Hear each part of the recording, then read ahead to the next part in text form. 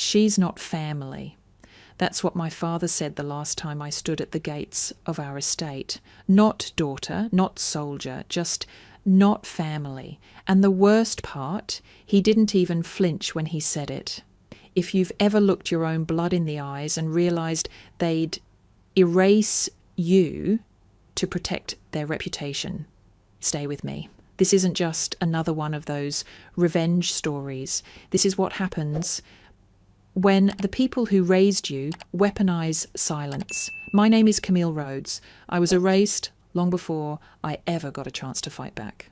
I grew up believing my father stood for honour. Senator Charles Rhodes, decorated, admired, the kind of man who shook hands with generals in the morning and smiled in front of cameras by noon. He taught me the value of service, taught me to keep my back straight and my mouth shut. But what he never taught me was how to survive being betrayed by the people who taught you everything. At 27, I joined naval intelligence. Within 5 years, I was decoding encrypted traffic that most couldn't even read. They called me a data ghost, quiet, invisible, but deadly accurate. I believed in the work, I believed in the uniform, and I thought my family did too. Then came Operation Crossfade. I wasn't supposed to find the routing anomalies, wasn't supposed to question the shipment manifests, but I did. And what I found, a trail of shell companies, false inventory reports, and payment logs leading straight back to Chase International, the same defence firm that had just pledged $12 million to my father's re-election PAC. At the centre of it all, Landon Chase, heir to the conglomerate and my father's longtime strategic partner. I brought it up, quietly, respectfully. I remember that dinner like it just happened yesterday. The long oak table, the weight of my dress uniform, the tension in my mother's eyes before I even opened my mouth. I said, "Dad, there's something off in the procurement reports. If Chase International is misreporting, the fallout could be..." He didn't let me finish, didn't even look at me. Instead, he set down his fork, wiped the corners of his mouth with a cloth napkin, and said, "You don't understand how this world works, Camille. And if you keep digging where you shouldn't, no one will protect you. Not even me." At first, I thought he was angry. By week's end, I realised he wasn't just angry, he was prepared. 3 days later, I was pulled into a classified disciplinary review for unauthorised data handling. 4 days after that, my security clearance was revoked. By Friday, my name was stricken from all service records, and my personnel file was flagged with conduct unbecoming. No trial, no hearing, just silence. I thought someone would call my commanding officer, my mother, my sister Marissa, but no one did. Instead, a formal courier knocked on my apartment door at 6:42 a.m. with a leather-bound envelope.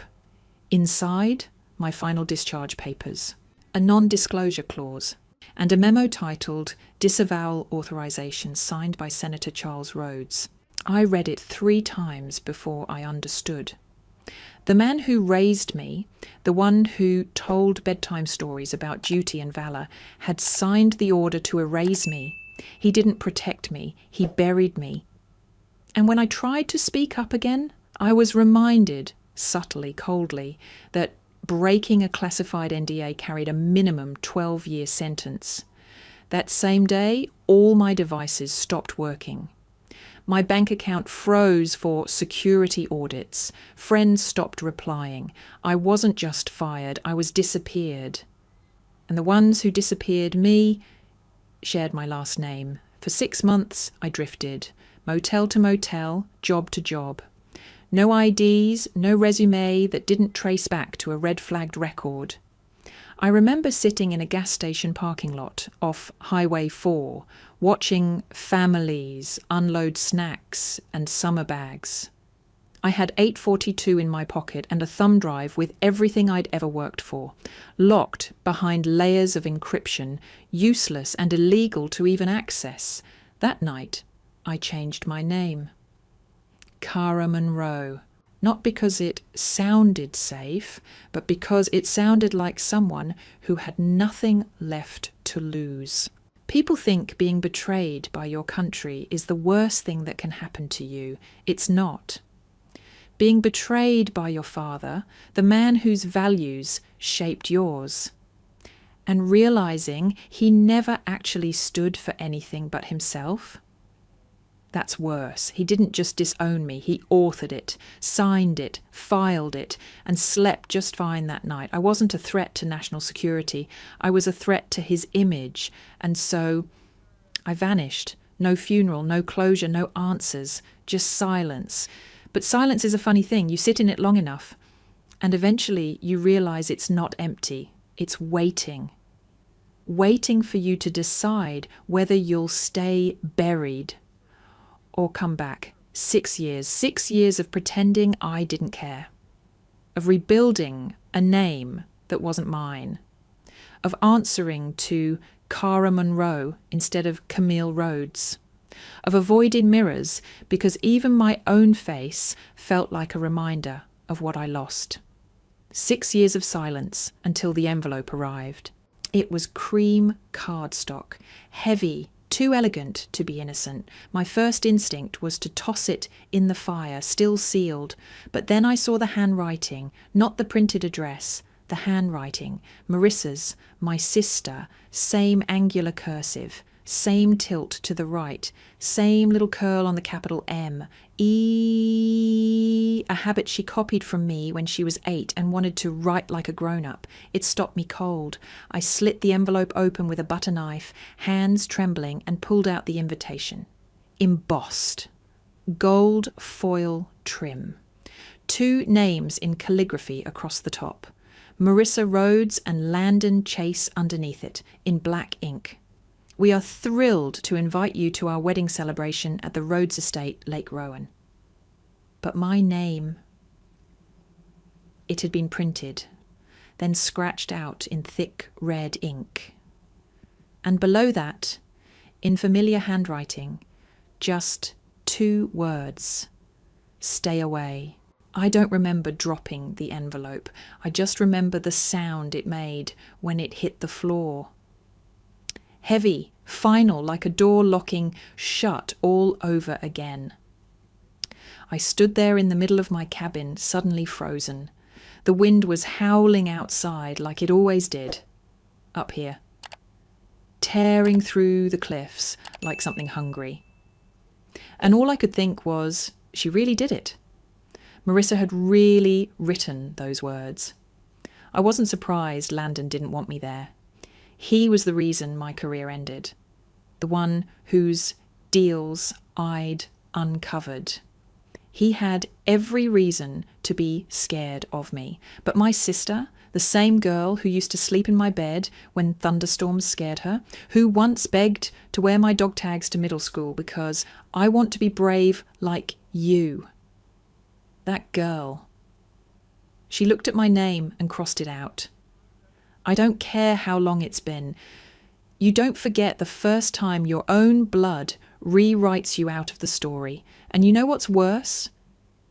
She didn't call, didn't explain, didn't soften it with a "this is complicated" or "Landon made me." She just wrote, "Stay away." I wish I could say I burned it right there or screamed or cried, but I didn't. I sat on the floor beside that envelope for almost an hour, staring at those 2 words, letting them carve new scars over the old ones. If you've ever had your name erased by someone who once swore they loved you, you know what that feels like. And if you've ever been told you ruin everything just by existing, you probably want to punch a wall right now. I get it. I wanted to too. I could hear the wedding already in my head. String quartet playing something delicate and forgettable. Champagne glasses clinking, white chairs lined up on the lawn like soldiers in a parade. My mother in pearls, pretending everything was perfect. My father toasting to legacy and unity. And Marissa smiling like she hadn't just told her only sister she was nothing more than a liability. I wondered if she told people I was dead, or in rehab, or living in some unnamed country doing God knows what. What lie did they use to explain the missing chair? 3 days later, I folded the invitation into thirds and slid it into my coat pocket. Not to keep, to remind. I walked to the edge of the cliffs that morning, stood there with the wind in my face and the salt spray on my lips. I thought about turning around, letting it go, starting fresh, disappearing again, but then I remembered how it felt. The first time they locked me out, how no one looked back, how my mother closed the door and didn't even flinch. I remembered sitting in my apartment in DC, holding that discharge file with my father's signature on it, realizing he hadn't even tried to fight for me. He had chosen his seat in the Senate over his daughter, and now he was choosing toasts and table linens over the truth. That's when I knew I couldn't stay away, not anymore, not because I wanted revenge, but because they were rewriting history. And I wasn't going to let them do it again. I didn't care if I walked in wearing mud-soaked boots and silence. I didn't care if they had guards at the gate or whispered lies between speeches. I was going back, not to crash their wedding, to reclaim my name. And I wouldn't need a mic to be heard. I'd bring the truth in full dress uniform. And if that made them uncomfortable, good. Because the truth should never feel like a welcome guest to people who built their lives on lies. If you've ever been told you don't belong somewhere you helped build, I want to know, what did you do next? Tell me, because I'm still figuring mine out. Some people say hitting rock bottom feels like crashing. For me, it felt like floating, quiet, weightless, like nothing mattered enough to hurt anymore. The morning after I got that wedding invitation, I didn't storm the estate. I didn't call anyone. I did what I'd done every day for the last 6 years. I put on my boots, grabbed my thermos and walked down to the docks like nothing had changed. The harbour was still soaked in salt and diesel. The seagulls still screamed like broken alarms. The floor of the port office was still cold concrete, and the heater still clicked like it was dying. Nothing had changed, except me. I worked in the back office of Moreno Freight, a third-rate shipping company in a town so small it didn't have its own zip code. My job? Inventory logs, fuel receipts, shipping manifests, and sorting out who overbilled whom. Boring stuff, but safe, no politics, no uniforms, no roads and no mirrors. I didn't own one. The only thing I ever looked at was the tide chart taped to the wall and the terminal screen in front of me. I was invisible there, and for a long time, that's exactly what I needed to survive. Then came the storm. It was mid-December, the kind of coastal night where the rain doesn't fall, it slaps you sideways, winds hitting 60 knots, gusts punching through windows like fists. I was closing up when the comms system flared to life, static, screaming, half-cut words. "This is Iona, engine dead, drifting, repeat, I froze. That name. The Iona was one of our smaller fishing contracts, crewed by 3 guys who barely knew how to work the radio. I glanced around. Empty. No one else was on shift. Captain Moreno had gone home hours ago. The radio crackled again. Coordinates, losing signal, Blackjaw Rock, that was all I needed. I slid into the comm chair, pulled the mic down and said, "Iona, this is harbour control. State, drift vector and fuel status." My voice came out calm, clipped, muscle memory, the kind of voice I hadn't heard from myself in 6 years. The kind that used to brief drone operators before midnight strikes. the kind that once fed data straight to Pentagon floors.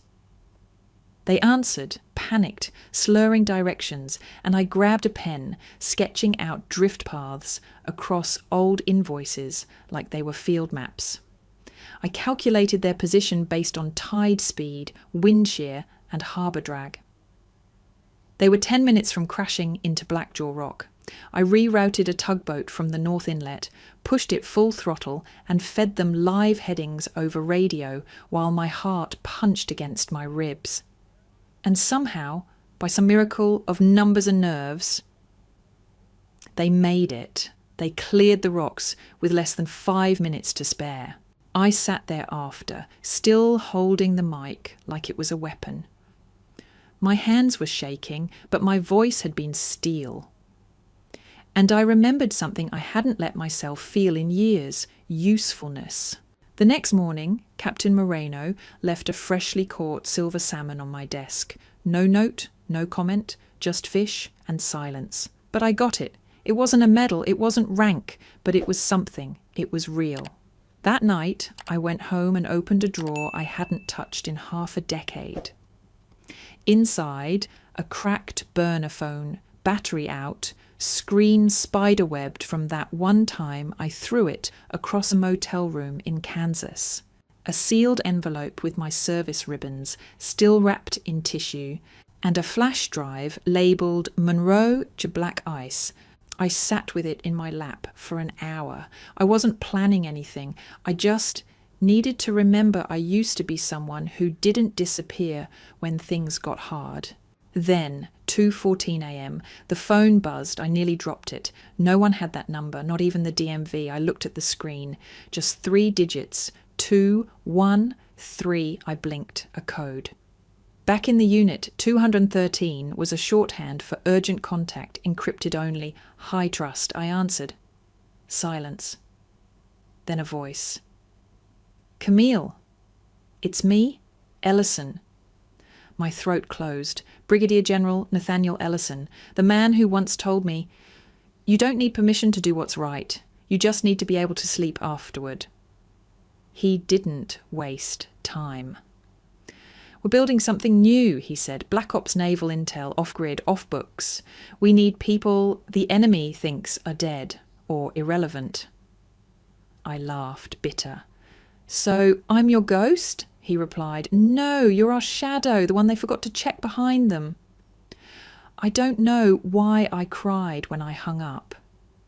Maybe it was relief, maybe it was grief, maybe it was hearing my real name, spoken like it still meant something.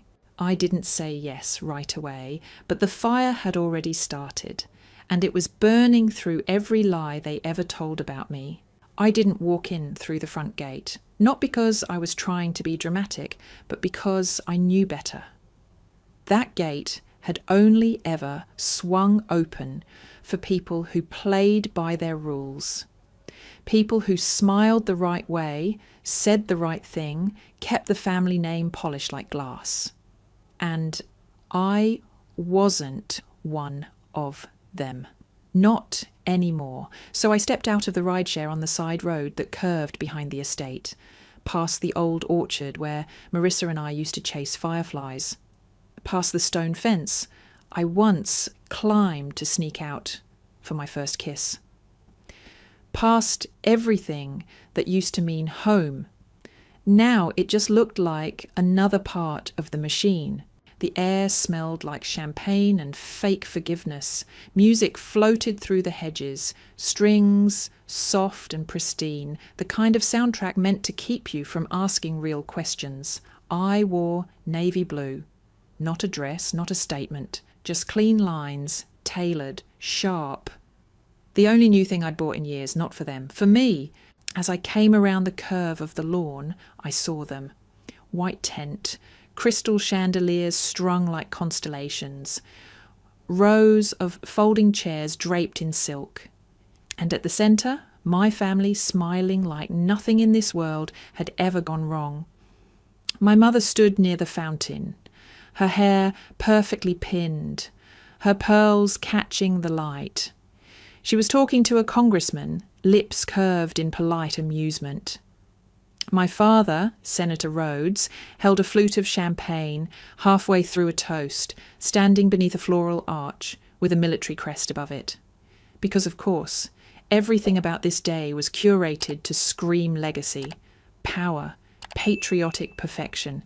And then I saw her, Marissa, my baby sister, in white Vera Wang, veil draped delicately, one hand looped through Landon Chase's arm.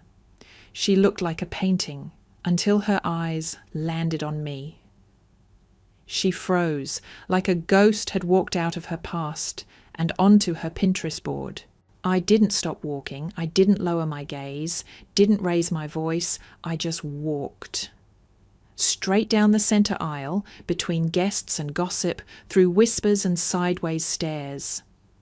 Some recognised me, some weren't sure, but everyone felt it, that weight, that shift, that quiet unravelling that starts just before a secret explodes. My father's glass slipped from his hand. It shattered. Nobody moved. My mother's hand clenched around her clutch, the knuckles white. And Marissa, she blinked fast, like if she'd just closed her eyes hard enough, I'd vanish again. I stopped 3 steps from the stage. Then I pulled the tablet from my bag. No speeches, no monologue, just a single tap on the screen. The projection behind them, meant for a photo slideshow, flickered. Gone were the golden hour images of Landon and Marissa on yachts and vineyards. In their place, a federal seal, then a classified stamp, then audio. She's got a conscience. That makes her dangerous.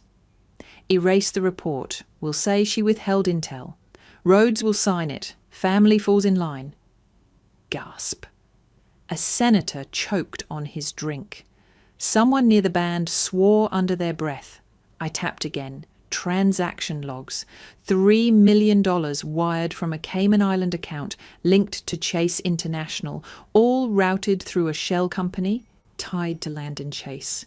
My father took 1 step forward. Camille, you don't know what you're...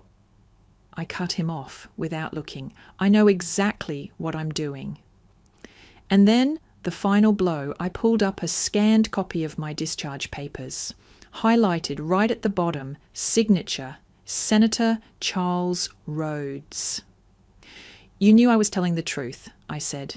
You knew, and you still signed it, not to protect the country, to protect yourself. The room held its breath. Marissa's voice broke through, high and tight. You're ruining everything. This is my wedding. I turned slowly. No, you ruined everything when you chose to stand beside the man who destroyed me. When you looked at my name and wrote, "Stay away." She flinched, but I didn't stop. So this isn't about a wedding or this is about the story you told everyone about who we are and what happens when someone dares to tell the truth. Far would come. Landon stepped forward, trying to keep his expression smooth. Camille, let's talk privately. I'm sure we can... I lifted the tablet one last time. Hit play. Whatever you want, name it. I can make it happen.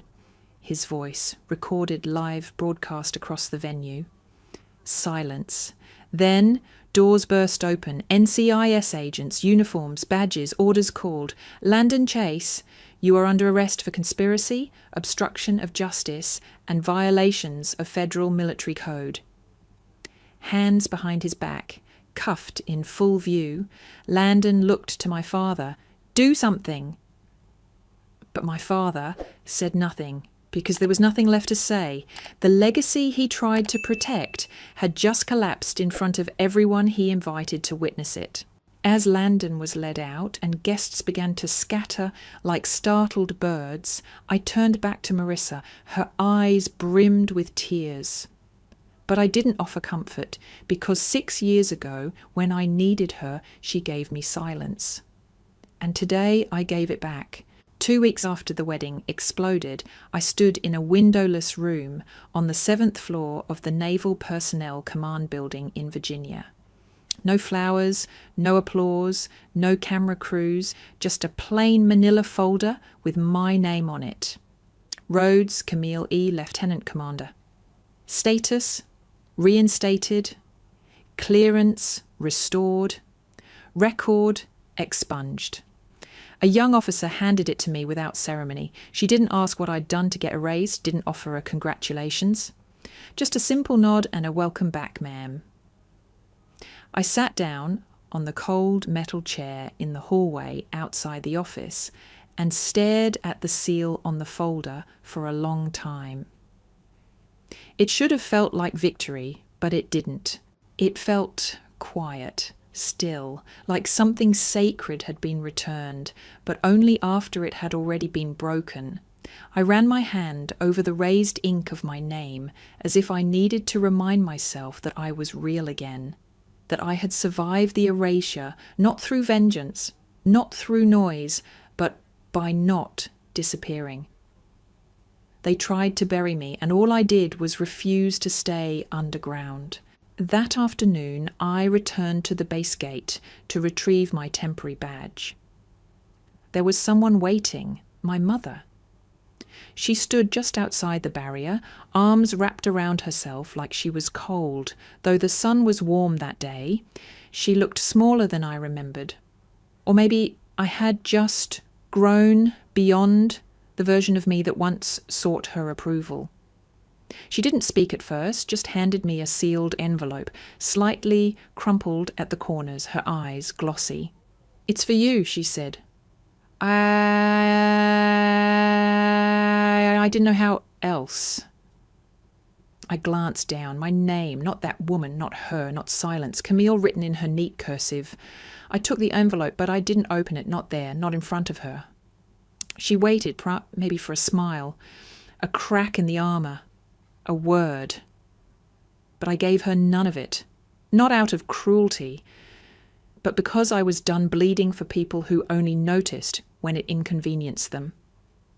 I nodded once, then turned and walked back through the gate. She didn't follow. The letter stayed in my go bag for 3 days, still sealed. On the 4th morning, I walked down to the gravel behind the cabin, placed the envelope in my cast iron skillet, and lit a match. It burned slow. The ink curled, the seal bubbled, and the paper folded in on itself, like it had always known it was temporary. Some stories don't need to be read to be understood. Some apologies come too late. A week later, Marissa started texting. First, it was short. "I'm sorry," then longer. "I didn't know about the money. I didn't know Dad signed the papers. I thought you left because you were ashamed." She sent a photo from childhood, us, in matching Halloween costumes. Then another from the summer at Lake Rowan, the year before everything fell apart. Each message ended the same. "Please talk to me." I read them, all of them. But I never replied, because the truth is, she didn't just let them erase me. She helped hold the pen. I didn't need her regret. I didn't need to be let back in. What I needed was already mine again, my name, my record, my silence.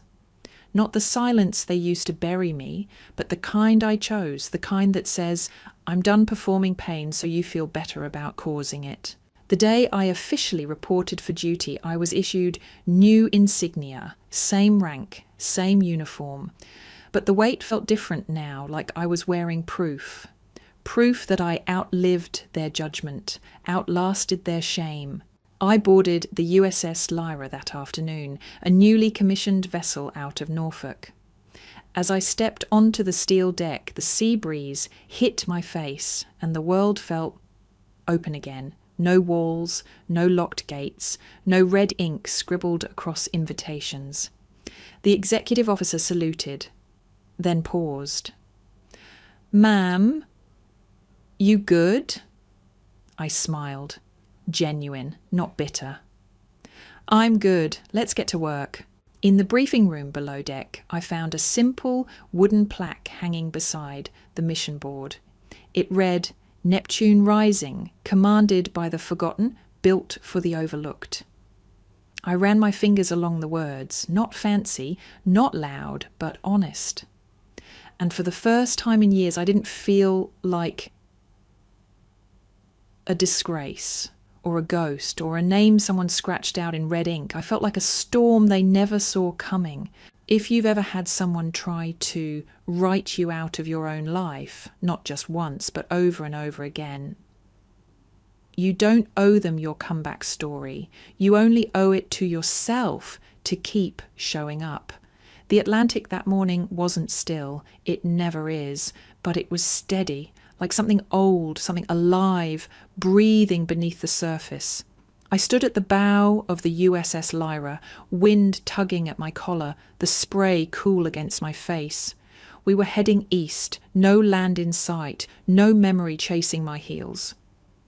Above me the flag snapped in rhythm. On my shoulder, the new patch. Neptune Rising. Not just a name, a resurrection. The hearings were over. The files had been unsealed. Charges were dismissed. My name, my rank, my dignity restored. But none of that was what changed me. It was the room with no cameras, no microphones, just me and General Ellison, seated across from each other at a table scarred with history. He didn't offer me command. He just said, "Camille, this unit doesn't follow protocols. It follows conscience. You've already led by surviving. Now we need you to lead with fire." And he handed me the keys. The team assembled slowly. No polished boots, no ceremonial salutes, just men and women who'd been cast out, passed over, shut down. Engineers with records labelled insubordinate, divers who spoke truth once and paid for it with silence, analysts who saw what others ignored and refused to look away. They weren't saints, but they were real and they understood. Every single one of them had stood at a door that wouldn't open, had been told in 100 different ways, "You don't belong here." And still, they came back. Just like I had. I spent the first few days learning them, not reading files, watching how they moved, who looked people in the eyes, who flinched when someone raised their voice, who needed the silence, who hated it. We didn't talk about what had happened before. We didn't need to. There's a language to being abandoned. You recognize it in the way someone holds a coffee mug like it might vanish, or how they hesitate before using someone else's name. You learn fast that trust isn't built with promises, it's built with presence. On day 5, we got our first mission brief. Illegal weapons, cache spotted near an unmapped reef in the Arctic corridor. Too small for official deployment, too quiet for headlines, but not too small for us. We launched before dawn, and for the first time since I was 25, I felt aligned. Like everything that had ever gone wrong had led me exactly here. Not to serve revenge, but to serve right. That night, I stood alone on deck again.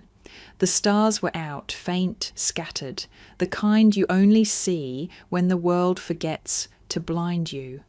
I thought of my father, of how loud he used to be, how certain, how empty his voice sounded now that I could hear past it. I thought of my mother, watching me walk away at the base gate, letter trembling in her hand. I thought of Marissa staring at the screen while I unveiled everything. The look on her face when truth tore through white silk and wedding flowers. And I thought of myself. Not the version they remembered, but the one standing here now. Whole, quiet, unapologetic. I didn't come back for revenge. I came back for reclamation. My name, my breath, my voice. The parts they tried to write out like footnotes. And the irony is, they called me disgrace, a shadow, a problem, but they built me. They forged the steel by turning their backs. I looked out across the waves. My hands gripped the rail. Behind me, a team moved with quiet purpose. No ceremony, just conviction. They didn't salute me because of my rank. They saluted because they knew what it cost to be here. And in that moment, I made a promise. No one who fights for truth should ever be left to drown in silence again.